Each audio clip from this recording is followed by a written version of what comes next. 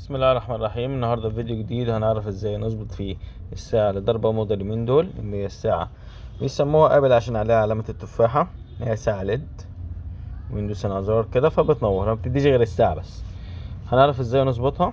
اول حاجة هندوس دوسة طويلة والساعة منورة كده، يعني اهو هننورها. اول حاجة بعد ما ننورها هندوس دوسة طويلة، هقوم اوريدي جايب لي كده، يعمل لي بالمنظر ده، يديني هنا زي حرف الايه وهنا الساعات. نفضل نقلب ساعة، لو يكون دلوقتي 3:30 مثلا، جبنا الساعة 3 وهي زي ما هي كده. هندوس دوسة طويلة تانية، اداني هنا ايه على الدقايق. نقوم نفضل ندوس ونشيل زي كده، يعني دوسة ونشيل دوسة ونشيل، نفضل نقلب. جبناها مثلا 3:30 وهو يكون كده. ظبطنا الوقت، هندوس دوسة طويلة تانية كده، دخل على ايه التاريخ. هندوس دوسة طويلة تاني، الشهر، في شهر 4، اليوم النهاردة 25.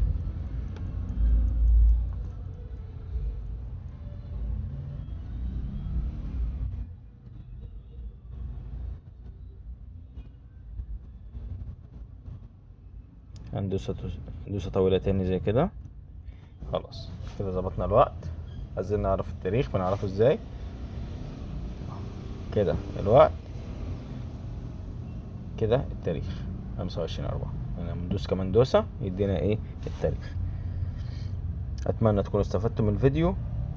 اي حد ليه استفسار في حاجة لساعة معينة، اي حاجة، الساعة دي اوريدي بتلاقي سعرها 50-60 جنيه في السوق، ده كسعر يعني. كجودة كويسة مش وحشة في الاستعمال، وضربة موضة اليومين دول. اتمنى تكونوا استفدتوا من الفيديو. حد محتاج اي حاجة اكتبلي في التعليقات، وان شاء الله مش هتأخر عليكم في اي حاجة، تحت امركم في اي وقت. متنسوش الاشتراك وتفعيل الجرس عشان تساعدوني وتشجعوني على الاستمرار.